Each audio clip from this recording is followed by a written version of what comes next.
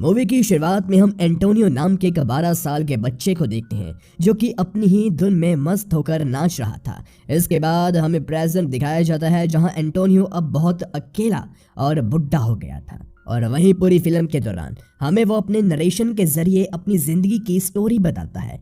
इसके बाद अगले सीन में हम एंटोनियो के बचपन को देखते हैं जो कि एक बीच पर अपने भाई के साथ खेल रहा था। वो अपनी मॉम से नाराज होता है क्योंकि वो उसे खुद के बनाए हुए शॉर्ट्स पहनाया करती थी जो कि एंटोनियो को बहुत ही अजीब लगते हैं। इसीलिए वो अपनी माँ से गुस्सा होकर वहां से चला जाता है। जिसके बाद हम देखते हैं कि एंटोनियो को अक्सर एक हेयर ड्रेसर की दुकान में जाना अच्छा लगता था क्योंकि वो इस कच्ची उम्र में अपने से काफी बड़ी औरत मिस शेफर से प्यार करने लगा था जो कि उस सैलून में ही काम करती थी। हालांकि मिस शेफर की शादी तो नहीं हुई थी लेकिन उनका एक से ज्यादा लोगों के साथ अफेयर था। अब एंटोनियो अक्सर सैलून में मिस शेफर के लिए वहां जाने के बहाने ढूंढा करता था। उससे मिस शेफर इतनी पसंद थी कि सैलून में कई चीजों की खुशबू के बीच एंटोनियो मिस शेफर की सेंट की खुशबू को पहचान लिया करता था। इसके बाद छोटा एंटोनियो हर वक्त सिर्फ मिस शेफर के ख्यालों में डूबा रहता था, यहाँ तक कि जब उसके डैड उसे पूछते हैं कि वो बड़ा होकर अपनी ज़िंदगी में क्या करेगा तो एंटोनियो झट से बोल देता था कि वो बड़ा होकर एक अच्छी सी हेयरड्रेसर से शादी करेगा। जिस बात को सुनकर उसके डैड उससे गुस्सा होकर एक थप्पड़ लगा देते हैं क्योंकि इस उम्र में बच्चे अक्सर डॉक्टर या फिर इंजीनियर बनने का सपना देखते हैं। लेकिन एंटोनियो ये सारी बकवास बातें कर रहा था। मगर जब अपने डैड से गुस्सा होकर एंटोनियो खुद को एक कमरे में काफ़ी देर के लिए बंद कर देता है तब उसके मॉम डैड एंटोनियो की इस बात को उसका बचपना समझकर उससे कहते हैं कि वो अपनी ज़िंदगी में जो भी करना चाहता है वो कर सकता है। इस बात से एंटोनियो काफ़ी ज़्यादा खुश होता है और एंटोनियो को ये अपनी जीत लगती है। इसके बाद हमें अगले सीन में एंटोनियो दिखाया जाता है जिसकी काफ़ी ज़्यादा उम्र हो चुकी थी लेकिन हेयर ड्रेसर से शादी करने की जिद के कारण उसने अभी तक किसी से शादी नहीं की थी। और कुछ दिनों बाद एंटोनियो जब ऐसे ही एक हेयर ड्रेसिंग की दुकान के सामने से गुजरता है तभी उसकी नजरें सैलून के अंदर बैठी एक खूबसूरत हेयर ड्रेसर पर पड़ती है जिसका नाम मैथिल्डा होता है। एंटोनियो मैथिल्डा को देखते ही उसे पसंद करने लगता है क्योंकि अब उसे शायद अपने बचपन का सपना पूरा होता हुआ दिख रहा था और उसे मिसेस शेफर के बाद मैथिल्डा ही अच्छी लगी थी। इसीलिए वो कुछ भी करके मैथिल्डा को पाना चाहता था। इसके बाद हमें मैथिल्डा के बारे में ये जानने को मिलता है कि वो इस हेयर सैलून में काम करती थी लेकिन इस सैलून के मालिक का अपना कोई भी नहीं था, इसलिए उसने ये सैलून मैथिल्डा के नाम कर दिया क्योंकि वो उसको काफ़ी मानता था। मगर ये बात वहाँ मैथिल्डा के साथ काम कर रही और लड़कियों को बिल्कुल भी पसंद नहीं आती, इसलिए उन्होंने जेलसी के कारण उस सैलून में धीरे धीरे काम करना ही छोड़ दिया जिससे मैथिल्डा यहाँ पर बिल्कुल ही अकेली पड़ चुकी थी। इसलिए उसे ज़िंदगी में किसी के साथ की सख्त ज़रूरत है लेकिन वो कहीं ना कहीं खुशियों से डरती है क्योंकि उसे हमेशा लगता था कि कोई भी खुशी कितनी भी बड़ी हो वो एक ना एक दिन ख़त्म ज़रूर होती है और इसी डर की वजह से वो रिलेशनशिप से घबराती है। वही एक दिन जब एंटोनियो सैलून के बाहर से मैथिल्डा को देख रहा होता है तभी उसे मिसेस शेफर की याद आती है जिन्होंने एक दिन अचानक किसी कारण सुसाइड कर लिया था। इसलिए वो मैथिल्डा को नहीं खोना चाहता था और उसे पाने के लिए वो कुछ भी कर सकता है। इसलिए एक दिन वो हिम्मत करके किसी तरह मैथिल्डा से अपने बाल कटवाने के लिए जाता है और कुछ देर झिझकने के बाद वो आखिरकार मैथिल्डा को अपने दिल की बात कह देता है।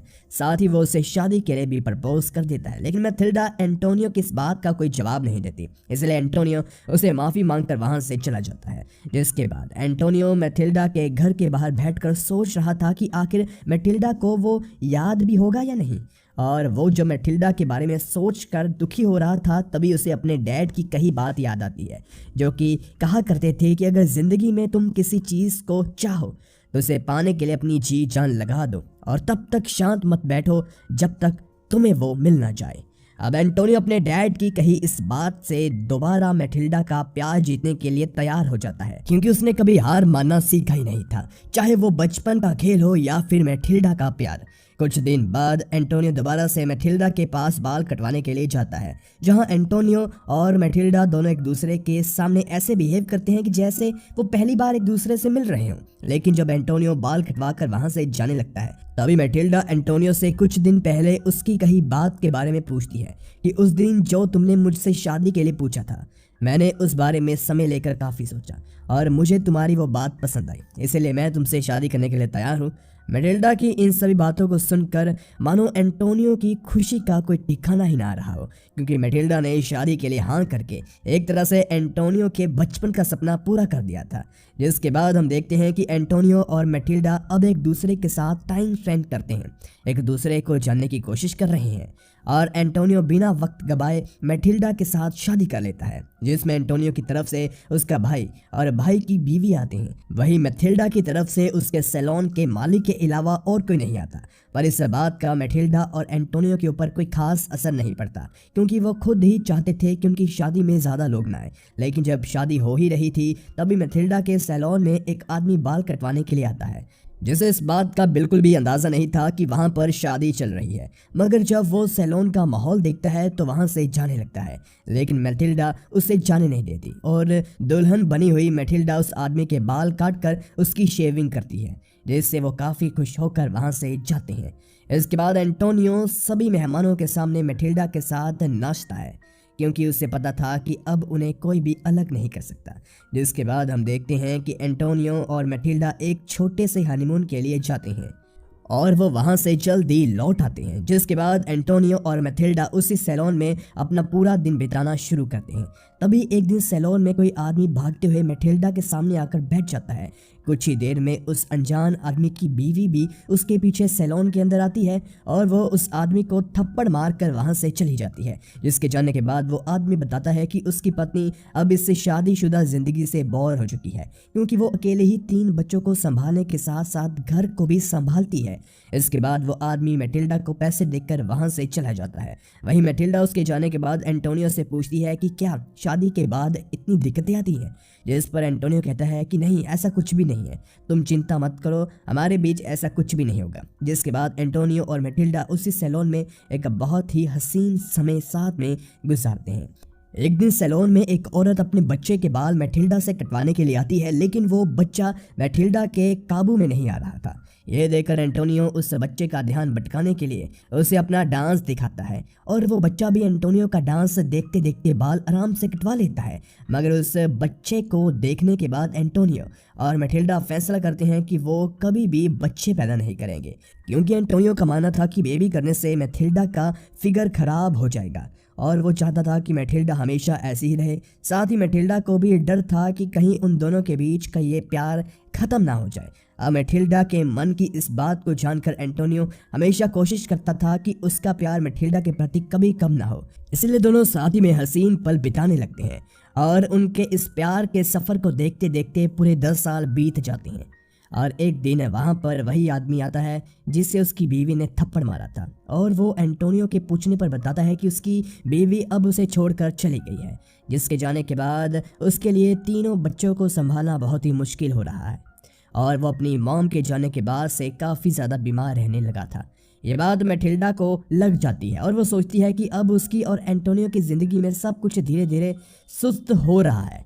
इसके बाद हमें एक तूफानी रात दिखाई जाती है जब जोरों की बारिश हो रही थी। उस रात सैलून का दरवाज़ा बंद होते ही मैटिल्डा एंटोनियो के साथ इंटीमेट होती है और फिर उसके बाद वो तूफान में सैलून से बाहर भाग जाती है, जिसे हम अगले ही पल सुसाइड करते हुए देखते हैं।